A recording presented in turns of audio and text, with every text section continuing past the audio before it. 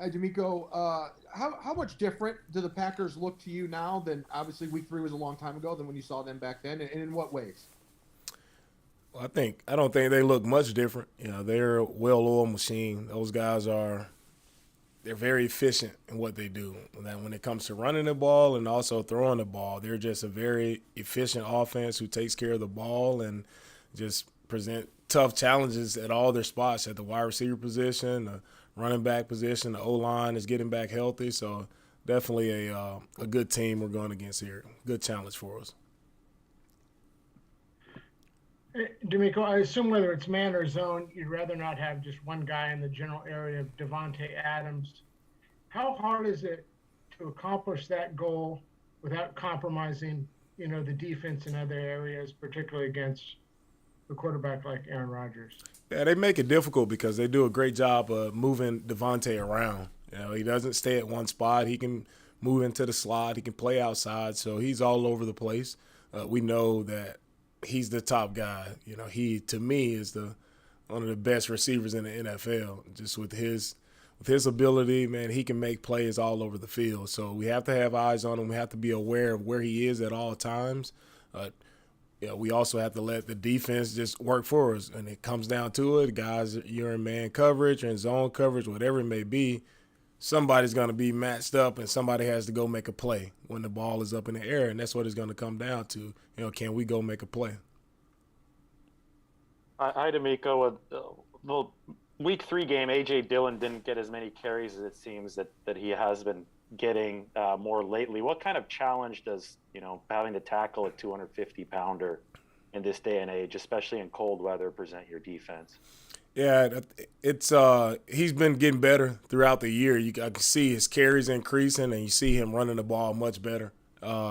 What challenge does it present? I don't think it's a huge challenge. It's just we just have to play defense how we play defense, and that's just everybody swarming to the ball, everybody is being where they're supposed to be, and trying to play as physical as possible. That's how you handle them. It's not going to be one guy taking them down. You see on film multiple times, one guy coming in, he does a good job of running defenders over, just dragging guys along. So it's going to take more than one person to tackle AJ because he is such a big, strong, physical runner. Yeah, D'Amico, I'm not sure exactly what the status will be of Ambry Thomas with a knee thing, but are you confident of Josh Norman's being able to step back in if called upon after not playing any defensive snaps the last 2 weeks? Yeah, I think whoever we have out there, has to step up and make plays for us. Really doesn't matter. So I tell our guys all the time, it's not about really one person on our defense. Whoever steps out there, they're tasked with the challenge of going and just playing within the defense, playing the right techniques, doing what they're supposed to be, and being accountable to the other 10 guys that are out there. It doesn't matter what position it is, but if you're out there, guys who are going to be accountable to each other. D'Amico, I have two questions. One is about one person on your defense, and that's Nick Bosa, wondering what he's been able to do with you guys this week while he's in the protocol. And then the other would be with Aaron Rodgers, in terms of like maybe his most dangerous throw, would it be maybe a back shoulder where it might draw a PI on a guy? Yeah, I think Nick. Well, the first question with Nick, I mean, he's come along well, going through the NFL, the protocol there, and hopefully he'll be fine by the end of the week. Definitely need him out there, so hopefully he'll be fine by the end of the week. And with Aaron, his best throw is, man, he can make them all, which makes him so difficult. The back shoulder is definitely one of the toughest ones. Just his accuracy on the deep ball is. You can tell why he'll be a future Hall of Famer. It's like you don't see guys throw the ball. They don't spin it like Aaron does, and he just has an awesome touch, awesome feel. He's very confident back there in the pocket. So I mean, it's definitely the best quarterback we've seen all year. Miko, a lot of people are asking what the Packers look like, how they're different from week 3, but how do you feel your defense is different from week 3? You seem a lot much more efficient. But what do you see from your eyes when you're watching film? I think as overall our defense is much better. You see in the run game, I think we're much better. Just DJ and Eric inside have done an outstanding job. mean, just all around, when I watch that film from the first game and I watch our Dallas game or the LA game, it looks like, two complete different defenses. Just the way we're moving, the way we're swarming now it looks different. It feels different on film. Many different guys but many different guys are still stepping up and making plays for us. I feel like the pass rush is definitely better. Guys are working together a lot more in the pass rush, and multiple guys are making plays, not just counting on one guy to make plays. Multiple guys are making plays for us when it comes to rushing a passer. When it comes to our corners on the edge, I think we're playing better there. So it's just all around, just guys have improved throughout the year. DeMeco, your defense was so dominant the whole game in Dallas. But on that final drive, the Dallas offense was really able to get down the field without timeouts and get those 3 completions near the sideline. After watching the film, is there anything different that you would have called in that situation? Were you trying to defend the sidelines? What was your thought process on that, just that final drive? We're defending. They had to score a touchdown. So, if they wanted to keep, ditching it and getting out of bounds, that's fine. But we knew at the end of the day, to win the game, we couldn't allow them to get in the end zone. And we weren't going to give up a huge chunk play to those guys in the middle of the field.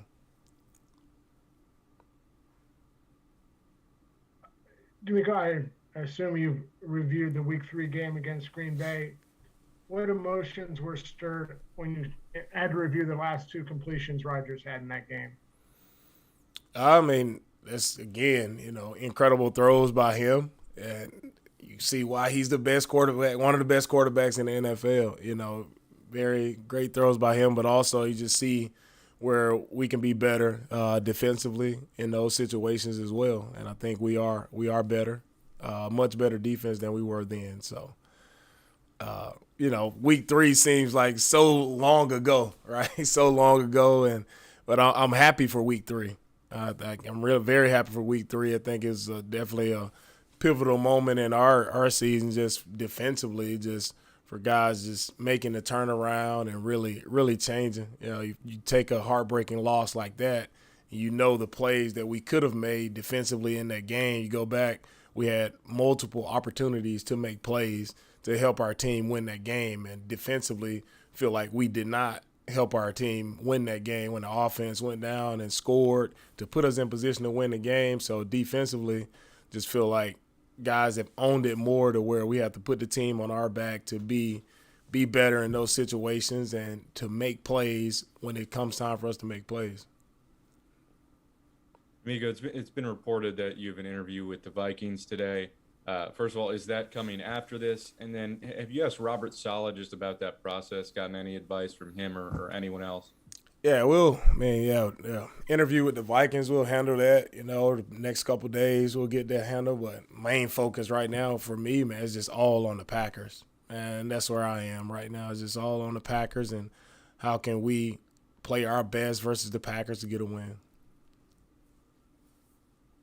DeMeco, DJ Jones said after the Dallas game that Eric Armstead was the most important piece of the 49ers defense. Can you just talk a little bit about that and how he's stepped into that role?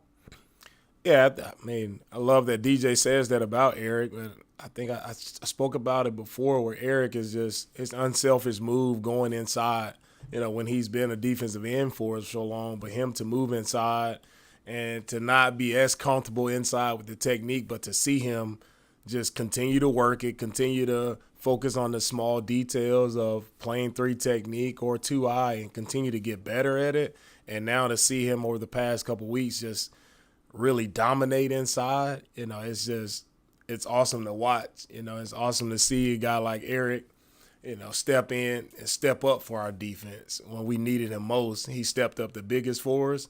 And that's been the biggest turnaround in our defense is the play of Eric Armstead inside. Got time for 3 more, guys? DeMeco, I have one more about the run defense against the Packers. They weren't really explosive in Week 3, but they managed, it seemed, to kind of keep the line moving. I think 100 yards and 25 carries, so 4 pop. What was the primary problem there, and how important is it to make sure they can't do that again so that Aaron Rodgers is a little bit more off schedule?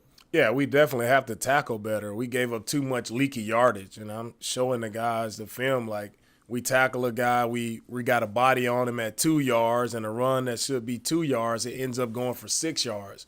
And we have to make sure that we have guys at a 2-yard gain. It has to be a 2-yard gain, so we can't allow leaky yardage. The yards after contact there, that was the issue in the first game, and we just have to, populate the football much better. We got to have more guys show up around the ball because both of their backs are really talented backs, so we have to just swarm and tackle better. DeMeco, Eric Armstead's play seems to have improved so much since he's moved to defensive tackle full-time. He's making such an impact. Is that his new home full-time? Is he going to be playing there next year too? I don't know that. Wherever he needs to play, wherever Eric can play outside, Eric can play inside. That's Eric. He's a playmaker no matter where he is. When he was on the outside, he had a huge year for us. 19 where he got over 10 sacks playing outside. He moves inside this year, probably the most tackles he's had in his career. So Eric has had career years on the outside and on the inside. So you're talking about just a very talented player no matter where he plays, whatever position it is. You can just call his position playmaker. Last one, Eric. Hey, DeMeco, in regards to the other coordinator, Mike McDaniel, we've seen his personality quite a bit this year. I mean, he's obviously got a unusual humor. I mean, great humor, whatever. But anyway, how would you describe him just as a guy and your relationship with him? Mike is one of the most detailed, one of the hardest working guys. I don't think I can ever beat him in the building. Every time I show up, he always beats me in. But always one of the first guys in the building. But in all the work he puts in, behind the scenes, he grinds. Mike grinds, and he definitely deserves all the recognition that he's getting. He's a very smart guy. Very fun guy. You talk about the humor. He's a very fun guy. He has some quick wit about himself, and he's done an excellent job, man. Ever since I've been around him and just seeing his growth as a coach, as a person, I can't be happy enough for Mike and the recognition that he's gotten. It's well deserved for the work that he's put in. So happy for him. All right, thank you guys. All right.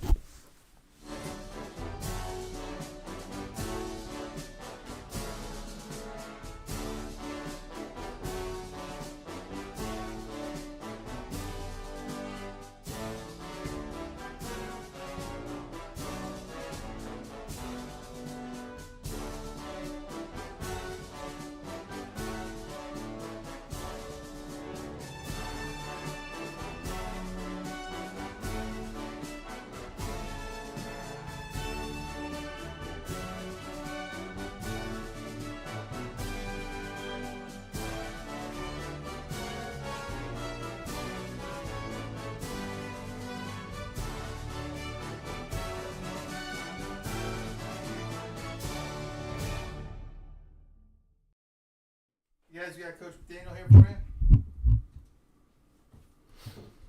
Hey, Deebo Samuel. We're live. You want to get a cameo? No? Okay. How we doing, guys?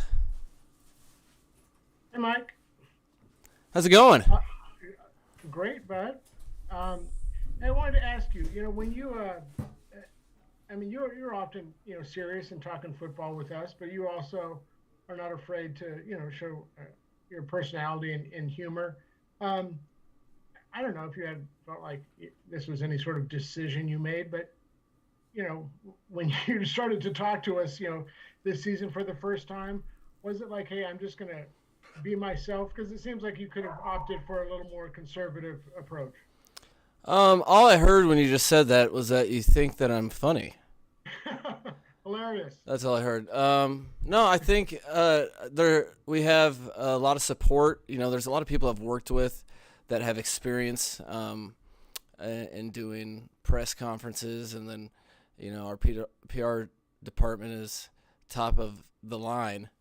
So the key thing it really was the key advice that I really received was just be yourself. So that's all I try to do. But whether people find that funny or not, there's probably people both ways. But I'm glad that there's a piece of my personality that comes out. Mike, it's been reported you're supposed to interview with the Dolphins today, I believe. Have you already done that? And if so, or even if not, what has this week been like for you in terms of trying to prepare for a game, but also kind of having that in the background? There is something scheduled. Hasn't happened yet. But like I said before, you know, that there as a football coach, you feel there's a level of anxiety if there's anything distracting you from your job at hand, because you know that it's hard enough to win as it is, and to your teammates are counting on you, and so it's been pretty easy to answer your question because of my loyalty to my job, my teammates, and really hasn't been in the forefront of my mind, because you work your whole career to be in a position like this in the divisional round of the playoffs, one game away from the NFC Championship game. These are few and far between. So with as many days and hours that we work as coaches, it's not hard to focus in big moments like these. Mike, you obviously could have done whatever you wanted in life, but you followed your passion, which is football in general. Since you've been in the NFL, it seems like you've developed a passion for the X's and O's of the run game in particular. What about that puzzle thrills you? Well, really it all started in Washington, and moving on, we had a tendency as a coaching staff to get fired every place we're at. So, and I just really answered the bell to what Kyle needed most in terms of assistance, and you want value. So I was fortunate to be around some excellent football coaches, and Chris Furster and Kyle Shanahan, and there was an avenue for me to help the team that I was on. So that was really the driving force.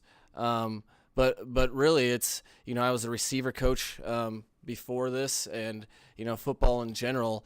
That puzzle you speak of, that's a good use of words. That it is intriguing, but it was really more circumstance that drove me into the avenue that I'm currently in.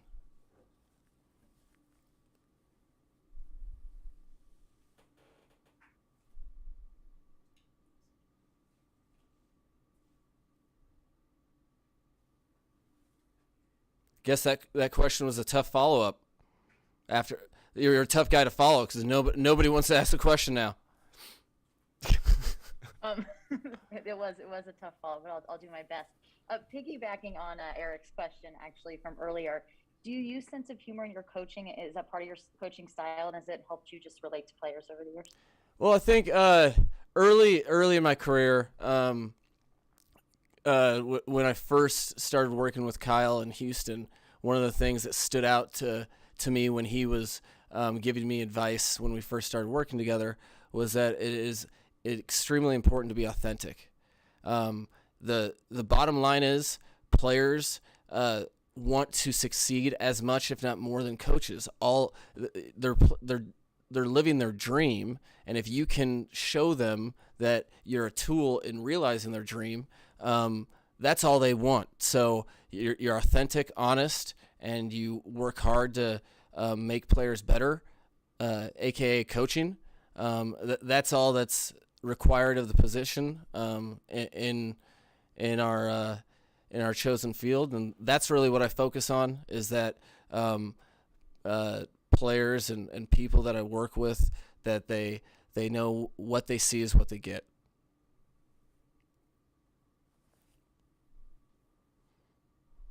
Hey, Mike, what is it about Deebo? Who? What's up, man? Mike Jones, let's go. What's up? How you doing, man? Good. Good. There's a lot of great athletes in the NFL. A lot of them can do a lot of different things, but what is it about Deebo that makes him unique, that you guys can use him like you do? And when was it that you guys realized, hey, let's try using him in this unconventional way for a wide receiver, rather than just leaving him as that? Well, Deebo has been unique to all of our careers because he is you're always trying to define what a football player is, and it's still hard to define. But the game moves slow for him, and he's fearless, and he's fast, and he's big, and he's hard to tackle. The evolution of how we use him, that's a product of two things: him being a really good football player, and I think Kyle does an outstanding job of really pushing his staff to open their mind and see what's there, maybe that we haven't done, or really think through the whys of everything that we do. So that combination of a skill set with a particular player and the drive that's Kyle's been pushing on me since the day I started working with him.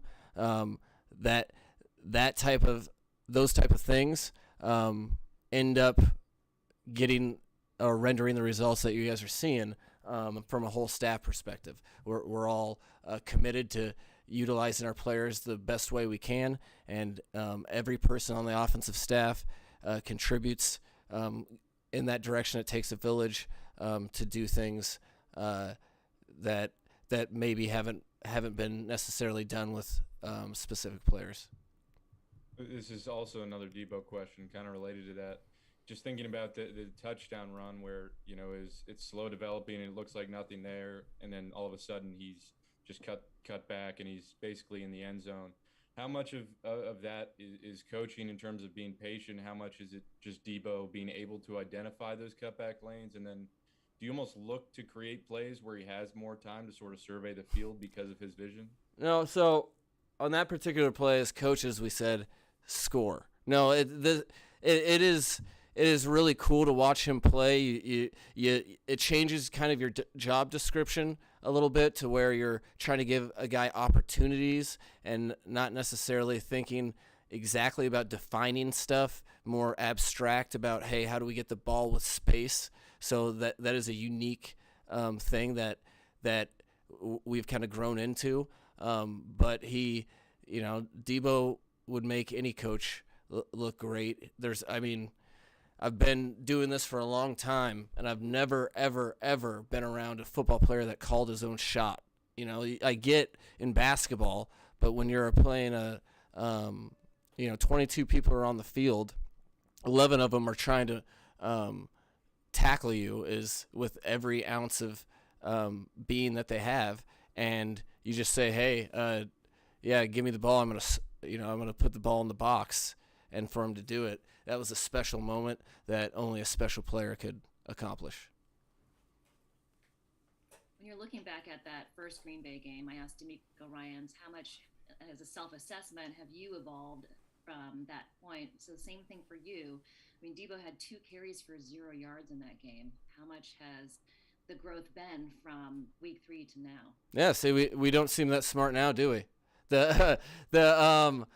Collectively, that's the way we look at it, though. That's the way that it's been ingrained within the entire organization to be extremely accountable. And you look back at that and you're like, wow, how did that happen? But how could we go the course of a game and just not get them the ball? There's so many ways to do it, but it's a natural progression. Invention is, there's a phrase, I can't remember right now. But like really out of necessity, we found different ways to get him the ball. There it is. We found different ways to get him the ball. And to his credit, he's really, he's owning a lot of positions right now. For every time that you guys sit there and say, wow, they move him around a lot. Well, no, Deebo is moving around a lot. That means he has to be accountable for every single assignment, every single thing you guys see him do. There's no success that comes out of it if he's not aligned properly, if the timing of whatever play it is isn't on point. That's something that you don't know that someone's up for the challenge until you progressively get there. And it's something that I know our whole team is really proud of the way he's matured and he's come into his own in 2021-2. Hello, Mike. What's going on? How are you? I'm good. How is Jimmy Garoppolo doing? What do you anticipate him being able to do in practice? And then the other question would be about your running game and whether you think they're doing well enough right now where they could do another 285-yard output. Well, I think Green Bay's defense might have something to say about that. You can tell they pride themselves on being a tough unit that does not want to get the ball ran on them. So I wouldn't go anywhere close to predicting those once in a lifetime type deals. But the game in general, it's too hard to predict. If you could refresh me on the first part, I got distracted. Yeah, what do you anticipate Jimmy Garoppolo? Oh, Jimmy. Throwing wise today. Yeah, well, with the way Jimmy takes care of himself, and he's, at this point in the season, you'd have to, it'd be like pulling teeth to get him not to do everything he can to perform at his highest level. So, it's a bump and a bruise that for him is a big deal, but for the San Francisco 49ers, their fan base, and us, that we can all count on Jimmy doing whatever it takes so that he can perform at the level he needs to on Saturday. So not too concerned. We the practice is yet to happen, but if I was a crystal ball reader, which I've declared that I'm not, I would anticipate him throwing it well today, and us moving forward from there. Last one. Hey, Mike, I know necessity is the mother of invention. There it is. But there we go. It makes you feel better. I had to Google it. It was okay. Not quite, yeah. Yeah. So just wanted to throw that at you. The first run by Deebo in the game against Dallas, everyone blocked to the right, and Kittle had a kick-out block, and Diggs was left unblocked. But it looked really, it just had a good, aesthetically pleasing, because it was just this entire wall to the right, and everyone had their guy. I'm just wondering, I don't know if you ever say that was done to perfection, or if it's never, quite to that level, but, I don't know, was that close? Yeah, no, to be honest, we were hoping for, and we were ready for it to be more. You got to credit the Dallas Cowboys defense. I think it was a 9-yard gain that you're talking about, and the safety and the defensive, offensive left corner, defensive right corner, compressed it a little bit. But that was something that, as a coaching staff that we had pinpointed it. We thought that we might have a chance on that play. And the real credit goes to Laken Tomlinson and Trent Williams, who did a masterful backside block. I think George Kittle really executed. There's 11 guys executing to the highest degree the technique that we work on all year. That's what it takes to be able to do something. When an NFL defense goes into a game and says you're not going to run it on us, everyone better execute, be on the same page. Chris Foerster's drill work better be on point. All of the things have to align, and then Deebo has to feel it, run it correctly. Don't forget he has to catch the ball when it's tossed to him. And so you're excited about that, but we're as coaches, it's something that Mike Shanahan really instilled in us early, but we're coaching for every play to be a touchdown. That's why we're disappointed a lot. But that we were excited that it got some yardage, but those plays are cool, but unless you're converting on third downs and your defense is playing well, they go in the history books as nothing. Thank you, Coach. All right, guys. Thanks.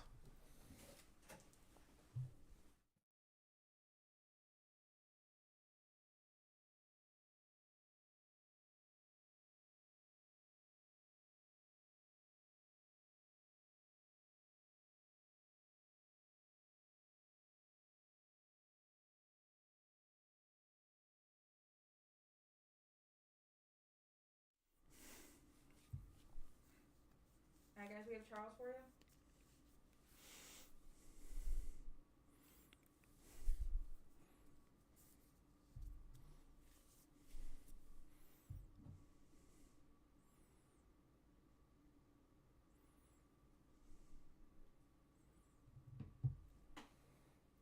I believe this is the first time we've had you on a Zoom. So yeah. Tell us what it's been like since you've been here, and what was that transition like for you? Yeah, it's been nothing but good, man. The guys in the D-line accepted me immediately as I got in. It was just learning, obviously, the system. Learning the system didn't take me long. It was more so learning the techniques of the system. First time being a very like wide nine kind of attack kind of scheme, so it was a little bit different to get certain kind of habits out the way and then learn how to rush and play in this system, being on the outside. So learning the scheme wasn't hard, but adjusting to how to play in the scheme was a little bit of a challenge. How have you liked being utilized in that wide nine role? You know, when you look at the advanced stats and stuff, your win rates and stuff are actually pretty high, that I think goes unnoticed. Do you feel like this system gives you a better opportunity? Yeah, it allows me. I remember when I first got here and Chris was telling me that this system will allow me to use my explosion, my length, and my power more, because you get a build up to the tackles, and using my arm length, power, and strength that I have, it's allowed me to be able to move guys easier, allowed for my power to show more, so anytime I do use an outside rush is more effective. So it's been good. Definitely like it. Charles, with Nick Bosa going out at the half last game, it didn't seem like the defensive line skipped a beat at all. What was the mood like when you guys talked on the sidelines? What was kind of the focus point on the second half? I mean, just it's a playoff game, so regardless of who's out there, you got to do your job. You got to execute. You got to make plays. I would remember I had talked to the guys on Saturday, and I said big-time players make big-time plays in big-time games. So if you out there and playing, that's the kind of mold that you got to fit in no matter who's out there. Charles, what's the biggest difference between, whatever, I guess, just kind of pops to your mind, but with the two organizations, Houston and the 49ers, what's the biggest difference you found with the 49ers? A lot more structure. The leadership between the coach and the GM, it doesn't seem like it's a power struggle. It's very like they're on the same page. They have an understanding of what they want. They make it very clear of what they want from GM to head coach, from head coach to the position coaches. And it's not like it's not a circus show here. You guys definitely have things down packed, and you know what you want at the players. The coaches know the expectations, and it's sought out and said. And it's not a lot of switching guys from being a starter, not being a starter. Like, I mean, you understand what you're doing here, and you just get it done. Charles, this is a place that they've invested a lot in their front line, and obviously the front four is asked to do a lot, basically not blitzing much and all that. How much is that kind of ingrained in you right away? Like the expectation is that you guys are going to kind of set the tone for the entire defense? Yeah, I mean, Chris always says to try and put the D-line has to put the defense and the organization on our back, and you just got guys that understand that. And then also, but it's not just the D-line. I mean, you got the DBs and linebackers who are covering, man, and it's a very, very good scheme here. But, I mean, the players make the things go, and the guys in the back end definitely do their job at a high level. It makes it easier for the D-line. Hey, Charles, I believe you faced Aaron Rodgers last year. Mm-hmm. And so what were your takeaways from that? What are your preparations looking like this week in terms of facing him? How fast you guys got to get to the ball? Yeah, I played against the Packers last year, obviously with Houston. You gotta get there, and when you do get there, you gotta secure him. I had one play where I got him, grabbed him by the jersey, trying to grab him through. He got the ball away. I had another rush inside, beat the guy clean, and I mean his back foot hit, and he threw that ball. I think it was to Devontae Adams on the back shoulder. So when you win, you gotta get there. I mean, you gotta secure him. He's going to try and get the ball out. Got to rush smart and understand that you can't get frustrated because you will get the ball off fast sometimes. When opportunity hits, you got to make the most of it. Charles, 2 questions for you. Since Trey Lance is playing Aaron Rodgers in practice, how did he look doing that this week? And then also, Arden Key kind of felt like it was a breath of fresh air to get to the 49ers. Did you kind of feel that same kind of rejuvenation when you got to the 49ers? Trey's always done well since I've been here as far as giving us a look. I knew Trey kind of before I got here, so always had a lot of respect for him, and he's a top draft pick, and he's doing like the little dirty unseen work as a top pick, and with no complaint at all. So very, very big shout out for him. And then, yeah, definitely a breath of fresh air for sure. This year has been a long year for me personally in my third year. My third year didn't go as far as early on how I thought it would be coming off my second year. And I mean, just a combination of what I was going through over there. So coming here was definitely a breath of fresh air. I love it. The organization like I said, has a lot of structure. This is not an ego-driven kind of organization. It's not a power struggle either. So it's definitely good to experience that. Last one, Jen. Where did you know Trey Lance from? What kind of relationship did you have with him before? So his quarterback coach, Quincy Avery, I know him because he works with a lot of guys that my agent has, and just being around. So. All right, thank you, Charles. Appreciate y'all. Thank you. Appreciate you. Thank you. Yeah, of course.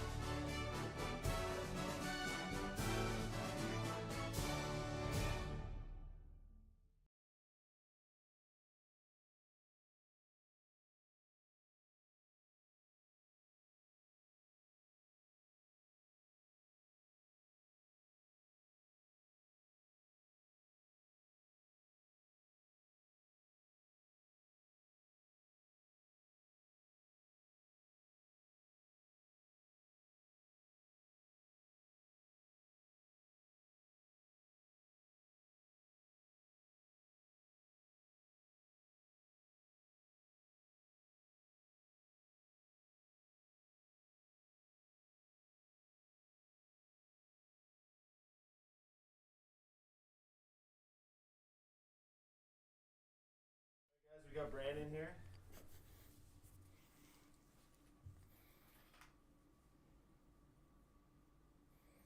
You can see. Oh, you can't see. Brandon, on the broadcast, it showed a little tussle between you and Micah Parsons. Can you share with us how the game played out with you and him?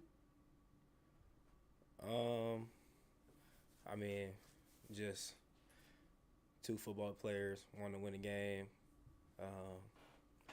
He's a great player, but I won't speak too much on that. That was last week, but yeah, I think we all saw it. Brandon, that was obviously your first playoff game. What was the experience like? And leading into it, how much did you lean on some of your guys who've been through it and in some of those big games previously? Yeah, first one, it was awesome. Just the environment, the whole entire week leading up to it, especially the team we were playing, and that being the Cowboys with the history between us and them. So it was very exciting. But just talking to a bunch of guys, talking to Kyle, talking to other guys in our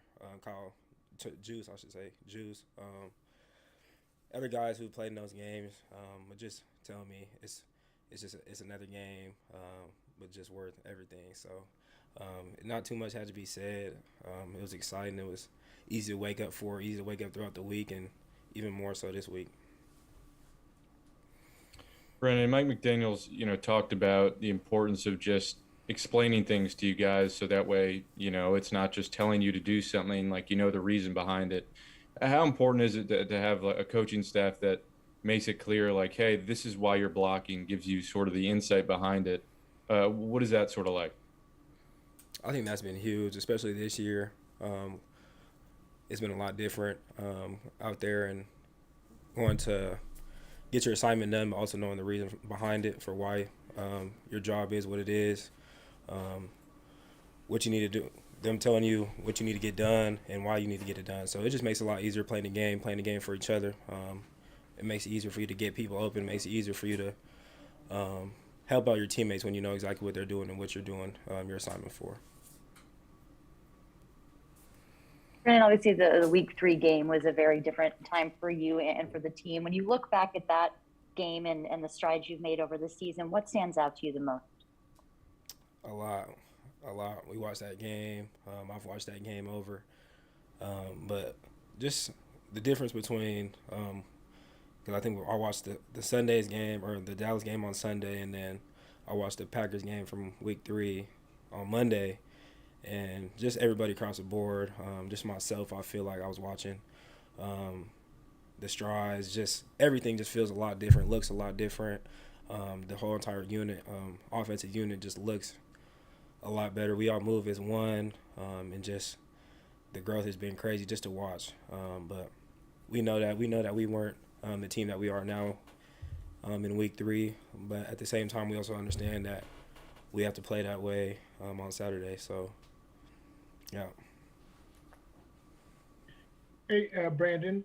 Mike McDaniel is obviously a very well-respected coach. He's, interviewing for the Dolphins for their head coaching position, but he's, different in many ways from coaches. Just his personality is a little offbeat. He's not afraid to show his humor.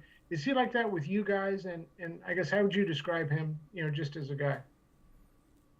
McDaniel you're talking about? Yeah. I think once you start to understand him, you start to realize and just see his character and how he is. I think last year I didn't really understand him too much, so sometimes I'll be like, what is he talking about? What is he saying? Is that a joke? Is he being serious? I didn't really know. But this year, talking to him a lot more and getting to know him a lot more, he's a great dude to talk to.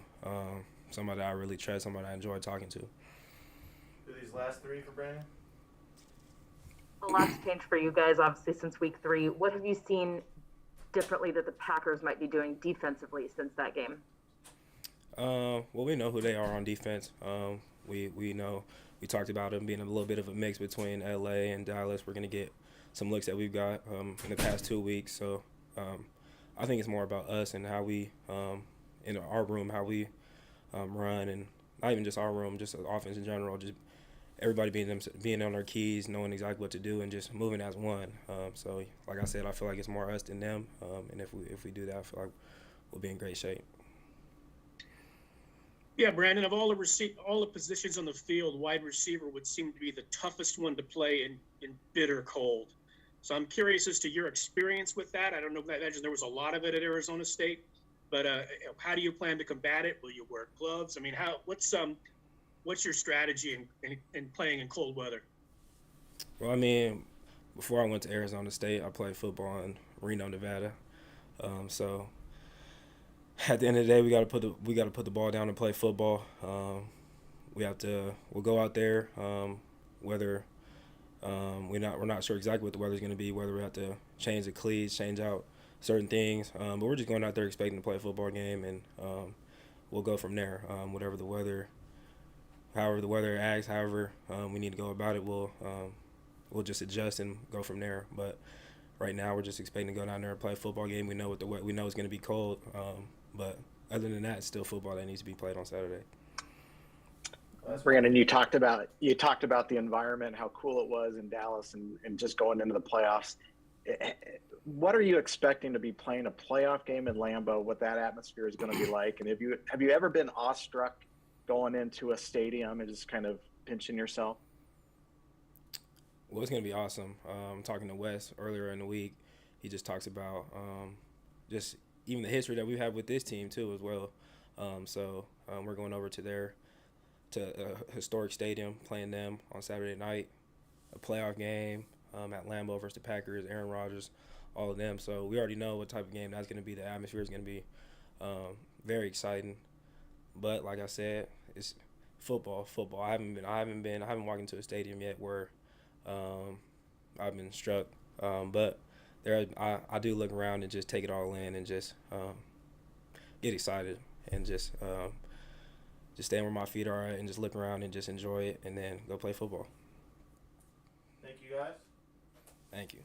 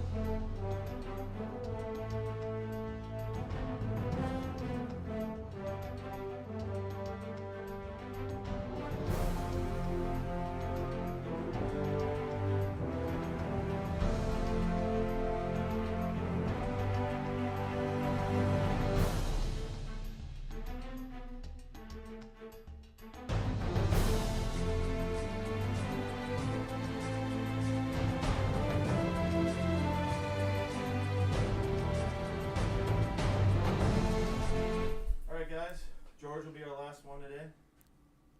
Last but not least. Howdy.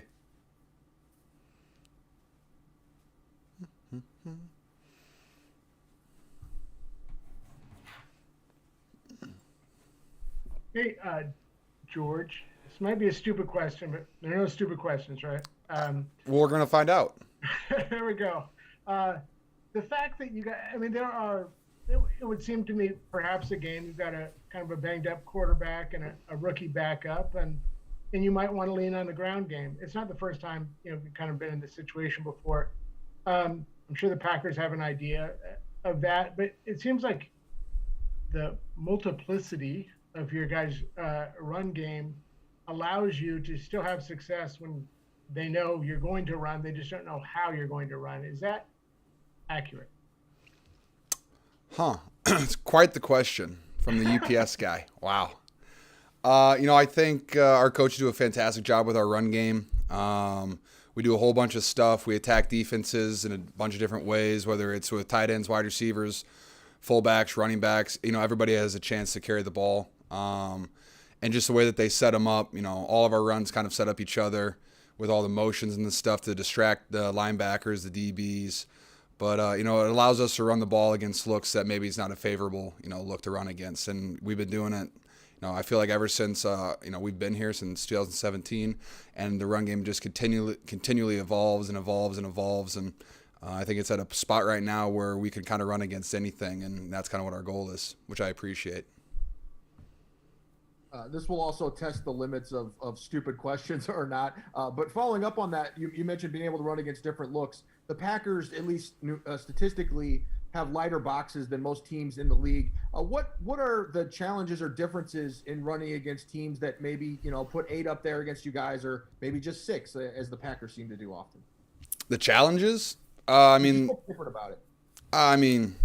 It doesn't really matter, what look we get. We've ran against, 60 linemen. We've ran against 40 linemen on the ball. We run against, really, like you said, 8 in the box. We have plays that can attack any look. That's something that we've had to figure out. We've had games where, like, start of 2020, first game of the season, Cardinals came out with 6 down linemen. And that was something that we had not expected. But at this point in our season, in the last 2 years, we've kind of gotten every single look, and teams seem to play us with every single look.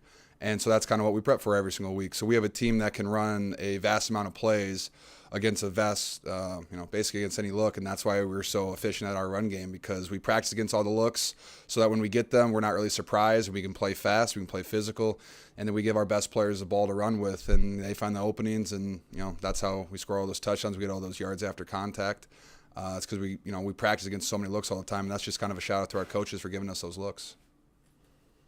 Hey, George, self-assessment, how much has your offense changed from week 3? And then also, how much has the Green Bay Packers defense changed from week 3, since that was last time you guys faced off? That's a twofer right there, Jennifer. That's crazy. Wow. Just all the hard-hitting questions. I would say that our offense, I think the biggest thing that's changed about our offense is I think we have a kind of a different identity than we did back then. Obviously, Deebo's running the ball a lot more, but I would say this on top of that, if you go back and watch that game, we were kind of sloppy all over the field, whether it was protections, whether it was a run game, targeting. We were still trying to find our footing. We still made it a really good game there at the end until, last second field goal. And I think we're a much better team now than we were then. I think from all the ups and the downs, the wins, the losses, all the adversity that we've faced as an offense, all the game-winning drives we've had to, come on and, just to give ourselves a chance to get into the playoffs has allowed us to become a way better team. And their defense, I think that they're healthier. They have more guys back. They have some of their star players back that, have missed a lot of games. That's going to be very beneficial to them. But the thing that they do really well, they know how to play. They know how to play together. They're very good at their scheme. They're not out of position very often.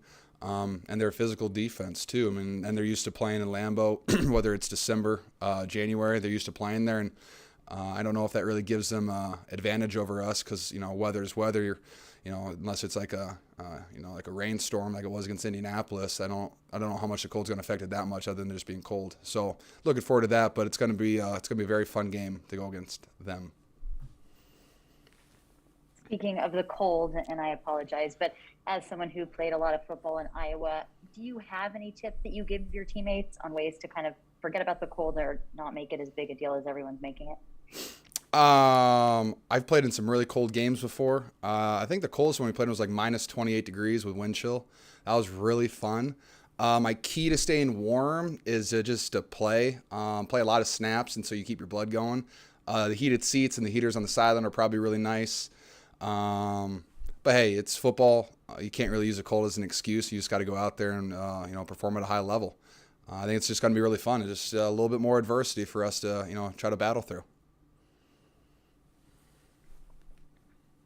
George, how did some first-time playoff guys like Brandon Aiyuk and Elijah Mitchell do with the environment in Dallas, and how does that prepare them for, what could be an overwhelming scene Saturday night when you're in Green Bay, primetime game in the cold in a historic venue? I thought all of our guys did a fantastic job of rising to the occasion. Dallas was a very hostile environment. I thought our Niners faithful did a fantastic job of showing up and showing out. But, it was a loud stadium. They have plenty of fans there. Got really loud there, especially at the end of the game when, they made it a comeback. But I didn't really see anyone flinch. It's like I said, we've gone through a lot as a team this year. We've dealt with a lot of wins and a lot of losses, a lot of tough losses. But, we always continue to, come right back, and we keep swinging, keep throwing punches. And Lambeau's going to be awesome. Historic stadium. Haven't played there since 2018. Very excited to go there. It's really kind of a dream come true. So looking forward to that experience, play a night playoff game at Lambeau, 0 degrees. What more can you ask for? We got time for 3 more, guys? George, I more. want to hear more about the -28 game. Where was it? When was it? And what do you remember about it? I think that was 2012 season or 2013 season versus Michigan. I think that's what it was. I think it was a wind chill in Kinnick Stadium. I don't know if we won that game. No, actually, what was it? It was 2013. Michigan played us at Kinnick. I think it was like -28 with the wind chill, though. Super fun, very cold. I've played in a couple below 10, below like 15 degrees games, and it's very fun, like I said. But I had a couple games. I remember my redshirt freshman where I didn't play, but I had to dress, and they didn't have enough coats for everybody, so I literally stood there on the sideline, and I wasn't allowed to wear sleeves either. So you just see like the 215-pound George Kittle standing there on the sideline shivering. It was really fun, just standing in front of a heater trying not to get frostbite. So that's like the worst way to play in sub-zero games. But if you're actually on the field, you warm up pretty quick, and as long as you're not sitting for too long, you stay pretty warm. George, wondering what the vibe is like in the locker room right now. Are you guys super hyped up and energetic? Is it more quiet and focused, or somewhere in between, something different? Consistent to what it has been all year. Guys have energy. Guys are excited that we're playing football, and we're not on vacation. This is a team that wants to play football, and the fact that we've earned another opportunity to play. Guys, like I said, they're consistent. We're enjoying ourselves. We're listening to music. Guys are excited to practice. Guys are healthy. It's kind of fun just to feel the vibe of the locker room, and we're not making anything up. We're just doing the same things that we've been doing and continuing to try to play football at a high level. George, Jimmy had mentioned when he got hurt in Tennessee that he knew he was a little bit banged up and the cameras would focus on him, so he kind of just played it off. Obviously, he got hurt in Dallas and played through it. What do you appreciate most about his toughness and battling through the way he does? It's football. You get banged up all the time. You land weird and you get hit weird. And a lot of people, you wouldn't be this far into your career if you just kind of said, I got to tap out, I'm sore, or that hurt a little bit too much. Football's a tough sport. You have to grind through things. You just kind of have to bite the bullet and say, this is going to really suck for the rest of the game or maybe the rest of the season, but I'm just going to deal with it. Jimmy could have, easily he had, with his thumb, he could have tapped out and said, hey, I can't go anymore. You guys are on your own, but he didn't. He, took a week off and then came back and has played at a very high level since. And so, that's what you appreciate about him. He doesn't give up, just keeps grinding. And, he's continually leading this team to victories and giving us opportunities to play more football. All right. Thank you, guys. Goodbye.